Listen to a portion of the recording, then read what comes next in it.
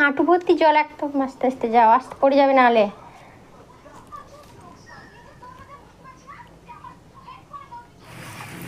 Hello friend, তোমরা সবাই কেমন আছো? আশা করি তুমি সবাই ভালো আছো, আমিও ভালো আছি, সুস্থ আছি। তোমাদের পরিবার কেমন আছো অবশ্যই তোমরা কমেন্ট করে জানাবে। এই দেখো আমার শাশুড়ি মা বসে আছে কাছে।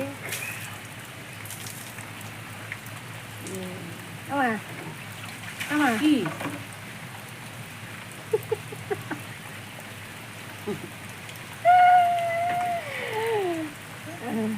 তো তোমরা ব্লগটা পুরো দেখতে থাকো।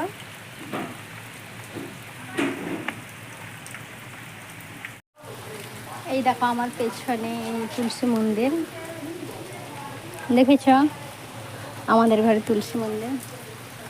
আর দেখো আজকেও প্রচণ্ড বৃষ্টি হচ্ছে, যে আমাদের বাড়ির সামনে জমিটায় কতটা জল হয়েছে, আর এখনো বৃষ্টি পড়ছে, চাতালে জল পড়ছে, কতটা জল ভর্তি হয়ে গেছে। এই দেখো মা বাদাম ভাজি নিয়ে এসছে।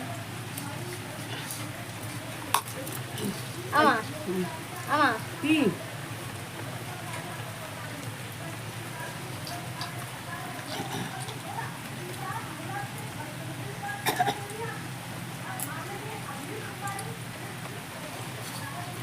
যাবে বাবু? মা বাদাম ভাজি দিয়ে গেল, বসে বসে খাবো।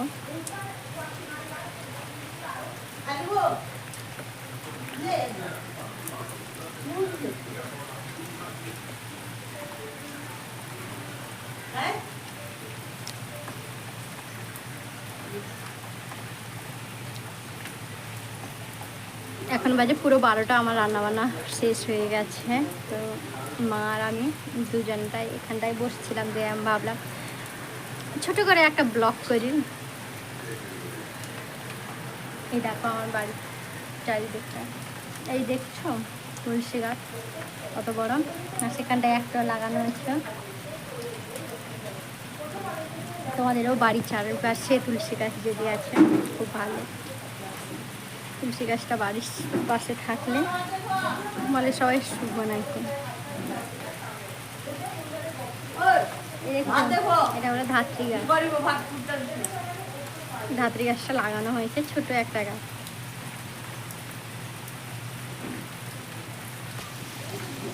তো এখন বাজে পুরো 1টা, তো 1টার সময় খাবার দিতে সবাইকে চলে এলাম। তো চলে এসে তো বাবাকে খাবার বেড়ে দিয়েছি। তো খাবার দেওয়ার পরে তরকারিটা দিচ্ছি বাবাকে। তো আমার বাবার সবার একসঙ্গে সব বেড়ে এনেছে, তো সবাই একসঙ্গে খেতে বসবো। তো বাবা প্রথমে বসে গেছিলো, তারপরে মা এলো, মা আসতেই আমি তরকারিগুলোকে সবাইকে ভাগ করে দিয়ে দিলাম একসঙ্গে। তো একসঙ্গে আমরা খেতে বসে সবাই। তো এরপরে যে এসছিল, তো উনি আমাকে বললো যে এই যে মাছটা খাবে না। তো মাছটাকে আমি কি করলাম, না যেটা খাবে বলছে সেটাকে আমি মাছটাকে দিয়ে দিলাম। এই যে দেখছো, তো আজকে আমাদের ঘরে মাছের টক হয়েছে, পটল ভাজা হয়েছে, আর মাছের যে শাঁস বেরিয়েছিল সেই শাঁসটাকে পেঁয়াজ দিয়ে ভেজেছি।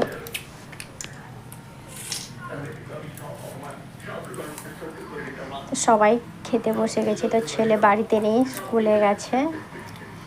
তো এই দেখো এখনও আমাদের এই দুপুরের সময় কতটা বৃষ্টি হচ্ছে, দেখো বাড়ির সামনে কতটাই জল, জল মানে জল, পুরোটাই জল হয়েছে বাঁধে।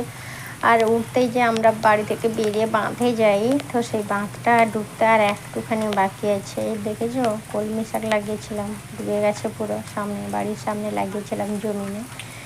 এই না, তো আজকে পুরোটা দিনই বৃষ্টি হচ্ছে। তো আজকে কী বার, আজকে বৃহস্পতিবার। এই দেখো বাঁধে জল উঠতে আর এক চাঁকরও নেই, 4 কড়া মতো বাকি আছে। এটা দেখেছো আমাদের ঘরে বাইরে, আর এই রাস্তা আর জমি। তো তোমাদের ব্লগটা কেমন লাগলো অবশ্যই জানাবে।